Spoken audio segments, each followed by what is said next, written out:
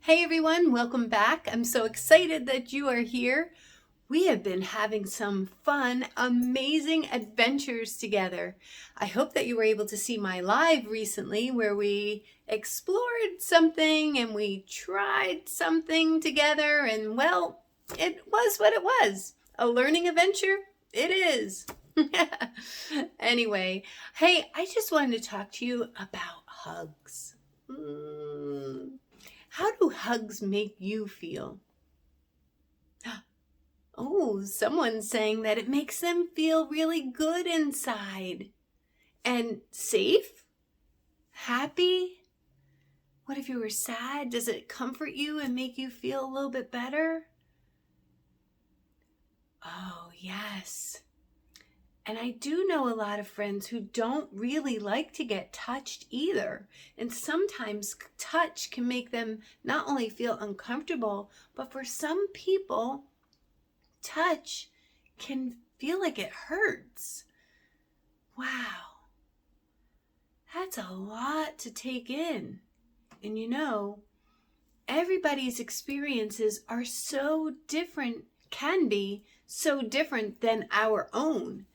And sometimes we get so used to how we feel and how we do things, or how we just experience things, that we forget that it might be different for someone. And part of this learning adventure that we've been on is learning how to express how we feel in our words, and maybe how we use our body to help explain how we're feeling if we can't find that word yet.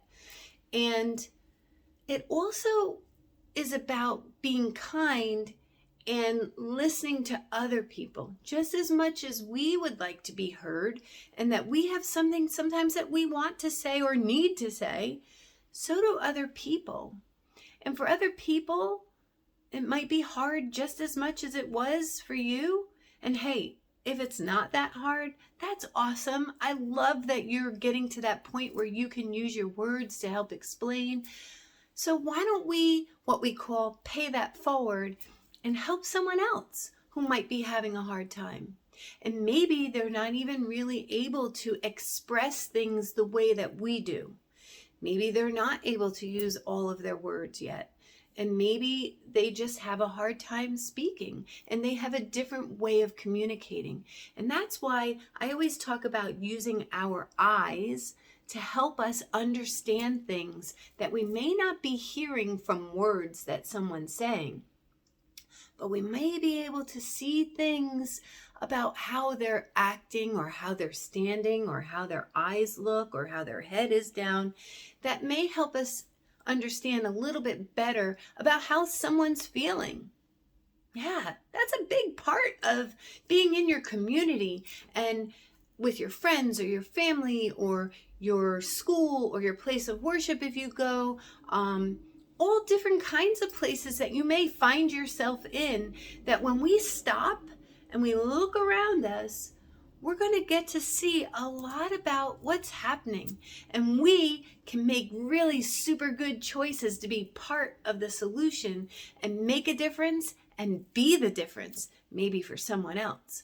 So part of this, again, is learning about how we fit in our community, and how we can be all those things that we just said, because you are awesome and this world needs you. And that's why we're taking all this time to learn about different cultures, about different people, about different experiences that may help us explain some emotions that we feel, or maybe that we have seen someone else go through, so we can understand a little bit better. And this book right here, called How to Build a Hug, it's the story about Temple Grandin and her amazing squeeze machine, because we're going to find out that for Temple, hugs felt maybe a lot different than it might for you. Or maybe it's the same, and maybe you're trying to find your way to help explain it to those around you that care about you and love you, and they don't necessarily understand. And maybe this will just start the conversation. And that's exactly what I hope to do, is to help you start a conversation. And that will make a difference. Hey, if you're ever really stuck, I want you to know that I care about you and I want you to be all the best that you possibly can be. And sometimes you're not alone. We do get stuck where we are, maybe of how we're feeling. And I want you to know that you have people all around you that want to help you and they want to hear what you're saying. So I want you to go seek them out and go start that conversation. Now, if you want to hear this story, I'm sure you can go to your local library and find the book yourself, maybe read it with your friends, start your own group, kind of like what we're doing, and start the conversation. And if you want, you can go to your media center, maybe at your school. You can always go and probably purchase this book to help even support the authors and start your own library. Okay, so I would like you to shake out all those wiggles, open your ears to listen, open your heart, and keep those eyes looking, because your eyes may be able to pick up things that maybe the author didn't say using words, but the illustrator used the pictures to help us understand a little bit better. Look for facial expressions, smiles or faces that look scared or worried or surprised or angry. Never know. Keep those eyes open. If you can, make sure you're looking over here and start that conversation. But first, I'd like to tell you who the authors are, and please forgive me if I'm saying it wrong. I'm still learning, right? So let's have patience and be kind, and so that even I make mistakes sometimes still, but I'm willing to give it a shot, and I'm willing to try my best.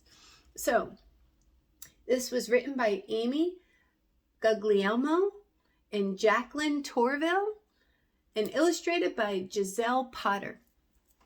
And here we go. Get yourself cozy. How to build a hug. Temple loved folding paper kites, making obstacle courses for her dog, and building lean-tos with real hinged doors.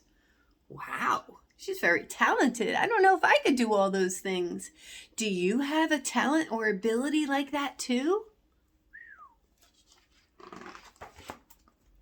Temple did not like scratchy socks, whistling tea kettles, bright lights, or smelly perfumes. And Temple really didn't like hugs. I wonder why. Oh, how does her face look? A little scared or wondering what was happening? Lost? What do you think? When other kids looked sad, lonely, or scared, Temple could see that hugs cheered them up. If people were grateful or really happy, they passed out hugs like cookies. And holding your arms out wide usually meant you wanted a great big hug. Have you ever done that before? Temple wanted to be held too, but to her, hugs felt like being stuffed inside the scratchiest sock in the world. If anyone tried to give her a hug, she kicked and screamed and pulled away. Now, to someone watching, they might think that Temple, was she being nice about getting a hug? But if we really stopped and thought about it, maybe something else was going on. At school, Temple wasn't like the other kids. No one understood that when the classroom fan whirled, Temple imagined a dentist drill. That to her, the noises in the loud, stinky cafeteria roared like a jet engine. And the school bell clanged like a woodpecker knocking on her head. To escape the noisy images, Temple fled to the playground swings. Wow. Oh no, what do I see here? All the kids around her were having different kinds of reactions, right? But look to Temple how these things that maybe to some of her friends, they didn't really even notice all those noises. And they couldn't understand. And that's okay. That's okay if we don't understand right away. But it's how we react when someone else looks like they're struggling. That maybe can make a big difference, right? Good things to think about. Where she spun and hummed until the sounds vanished in the breeze. The wound-up swing felt snug and secure.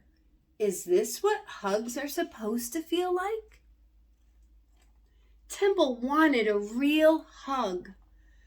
But even when she was safe at home, when her mom leaned down to give her a squeeze, all she saw was a tidal wave of dentist drills, sandpaper, and awful cologne coming at her all at once. Oh no. Oh wow. All those things look like they're surrounding her. And she's shrinking away from them, even though she said she really wanted them. Look at her mom. Her mom knew she wanted them, and her mom wanted to give her a hug. Sometimes, when Temple was having a really bad day, she crawled under the sofa cushions and asked her little sister to hop on top. The smush of the heavy pillows felt cozy. She was finding a way. She was exploring how it would make her feel, especially when she was having a bad day. She was trying to find a way. Maybe that's how hugs worked.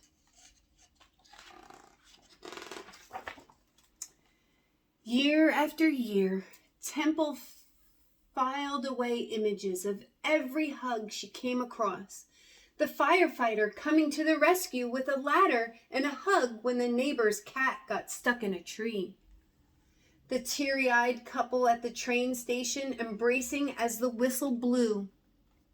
Her little sister wrapping her arms around their mother just because. And once, when Temple was in her front yard building a maze for her pet mouse, she heard a baby wailing like a fire engine and looked up to see a mom swaddling her fussy child in a blanket. As the mom swayed back and forth, the cranky baby instantly hushed. How do hugs do that? Temple wondered. Look at that, all those different ways we use hugs. Some of them I didn't even think of until it was in this story. It's true. When she got older, Temple attended a special boarding school that gave kids like her a chance to grow. Temple made friends, excelled in art and science, won ribbons for her excellent horseback riding, and kept building things like model rockets, a lift for the school's ski slope, and a tiny swinging door for the resident cat to go where it pleased. Wow, super great ideas that she was able to explore and get better and better at. So she had differing abilities and skills that excelled. Around her, Temple saw families hug goodbye in September and hug hello in June. Temple missed her mom too, but she just couldn't express her feelings the same ways. Would she ever get a hug?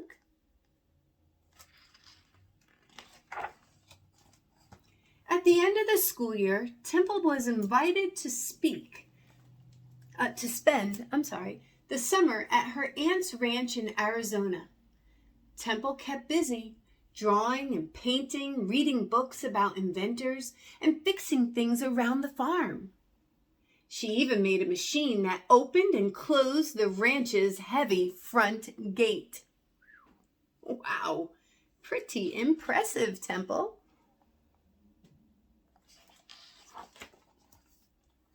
In the yard, Temple trotted the horses and fed the baby goats, letting them push up against her hands as they nuzzled for bottles of milk. She watched newborn calves take their first wobbly steps and noticed how they flinched when flicked by flies. Just like she did when people tried to touch her.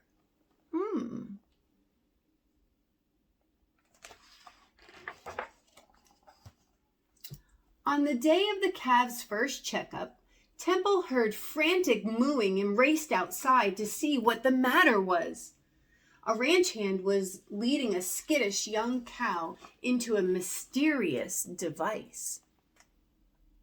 Hey, all my friends that live and maybe their parents work on a farm, or someone in their family works on a farm, or maybe you visited a farm. Have you ever seen this before? Ah, okay. But look, Temple has wide eyes. She's taking in all that information because she's wondering how that is going to help. And she was so very, very curious. And she's an inventor, right? Let's keep that in mind. Her aunt explained that the squeeze chute helped cows stay calm during vet exams.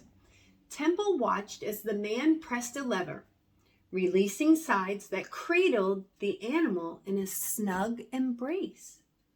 Almost immediately, the nervous calf stopped its lowing and stood perfectly still. And suddenly, Temple had an idea. Now look at her face. What do you think that is? Happiness?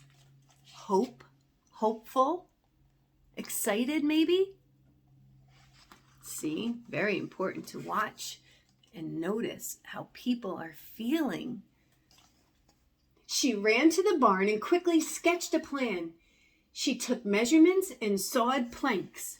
She found a spool of wire, a rusty pulley, a length of string, and some cushions from an old chair. Would they do what she wanted? What do you think she's going to make?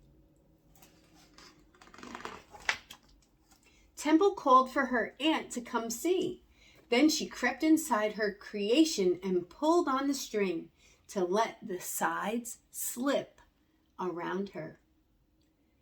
Temple smiled. The loud noises disappeared. The air smelled fresh, and the bright sunshine felt wonderful. Look at that face. Content, peaceful, happy, hopeful. All those different emotions come to my mind when I see her face. And all their beautiful words, the noises disappeared. The air smelled fresh. The brightest sunshine felt wonderful. Those are beautiful words to describe it. It's a snuggle apparatus, said her aunt. It's a squeeze-a-majiggy, said her uncle. It's a squish box, said the ranch hand. It's a hug machine, thought Temple.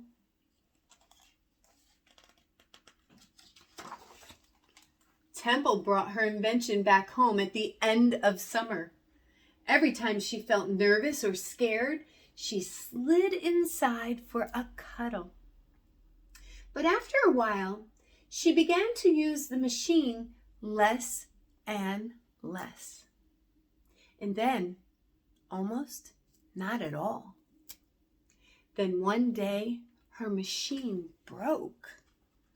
And she knew that only one thing could cheer her up. What do you want to take a guess that it is? Making another machine? Maybe. Good guess. I love that thinking. What else? Let's see. A hug. I'm into hugging people now. From Temple Grandin. It goes on to show us an author's note and another quote from Temple that says, I use my mind to solve problems and invent things.